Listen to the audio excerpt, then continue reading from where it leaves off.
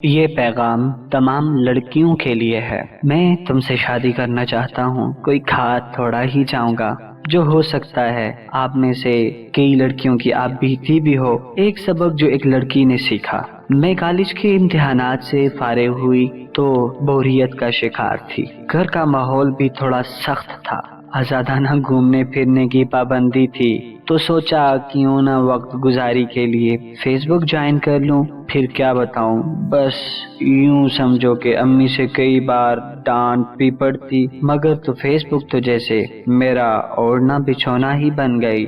ہے تو غلط بات، مگر وقتی طور پر مجھے اچھا لگا لڑکوں کی توجہ پانا اور تعریفی کلمات سننا، لیکن چونکہ میں ایسے ماحول کی عادی نہیں تھی تو مجھے جلد ہی اپنی غلطی کا احساس ہونا شروع ہو گیا۔ جب میں نے دیکھا کہ میری ہر پوسٹ پر بے شمار کمنٹس آتے ہیں، کبھی کوئی محبت بھری شاعری میں ٹیگ کر رہا ہوتا ہے تو کبھی کوئی ان باکس میں چاہت کا اظہار کر رہا ہوتا ہے، ڈیٹس کی آفر کر رہا ہوتا ہے، کئی حضرات نے تو بنا دیکھے شادی کی پیشکش بھی کر دی، مگر مجھے امی کی وارننگ یاد تھی کہ میں نے تمہاری تربیت میں کوئی کمی نہیں کی، اچھے اور برے کی پہچان سکھا دی ہے۔ اب میں 24 گھنٹے تمہاری چوکیداری نہیں کر سکتی، بس ہمارا اعتماد کبھی نہ توڑنا۔ امی کی باتیں سمجھ تو آتی تھی، مگر فیس بک کا چارم ساری نصیحتیں بلا دیتا تھا۔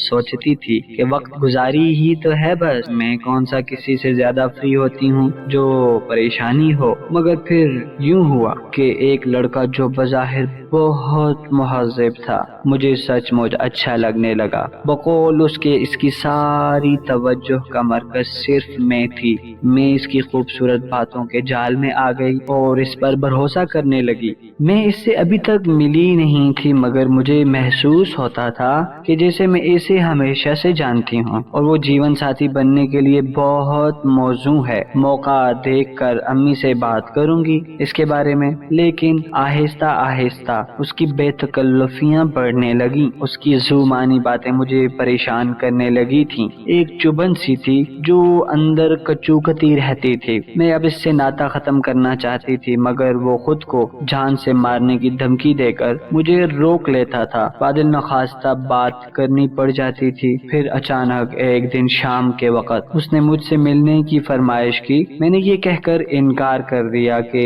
ایک تو رات کو ملنا ہی غلط، بلکہ ہر لڑکے اور لڑکی کا تنہا ملنا ٹھیک نہیں۔ میرا انکار سن کر وہ تھوڑا سا کھڑک سا گیا کہ کیا یار، میں تم سے شادی کرنا چاہتا ہوں، کوئی کھا تھوڑا ہی جاؤں گا، تم بھی نا بس حد کرتی ہو۔ میں نے نرمی سے کہا کیونکہ یہ غلط ہے جب دو لڑکا لڑکی اکیلے ہوں، تیسرا شیطان ہمیشہ بیچ میں رہتا ہے۔ وہ بولا غلط ہے فیس بک جوائن کیوں کی تھی، بیٹھتی نا پردے میں، یہاں تو یہی کچھ ہوتا ہے۔ میں نے بھی غصے میں جواب دیا کہ فیس بک پر اگر غلط لڑکیاں آتی ہیں تو آپ بھی تو آتے ہیں، اس کا مطلب آپ بھی برے ہیں۔ بکواس بند کرو۔ میرا طنزیہ جواب سن کر وہ تڑپ کر بولا مجھے پتا ہوتا تم ایسی ہو تو کبھی تم کو منہ نہ لگاتا۔ سالی نے ہوٹل کے کمرے کی بکنگ پر اتنے پیسے ضائع کروا دیے میرے، اب واپس بھی نہیں ہوں گے۔ اس کی اس بات پر میں جیسے پتھر کی ہو گئی، نہ جانے کب میری آنکھوں سے 2 آنسو گرے، شاید شکرانے کے کہ میرے رب نے مجھے کسی غلیظ گڑھے میں گرنے سے پہلے ہی بچا لیا۔ میری بہنوں،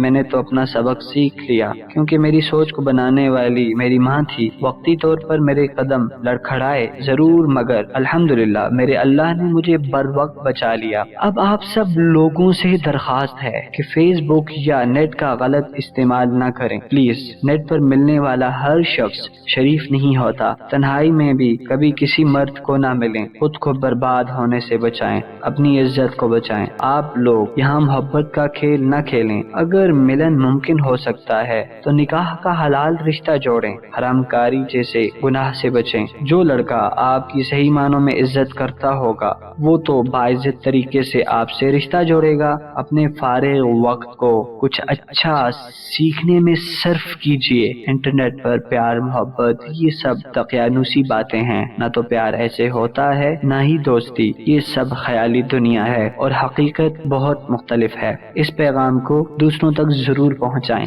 ہو سکتا ہے کہ کسی کی زندگی میں یہ باتیں اس کے لیے کارآمد ثابت ہوں۔ شکریہ۔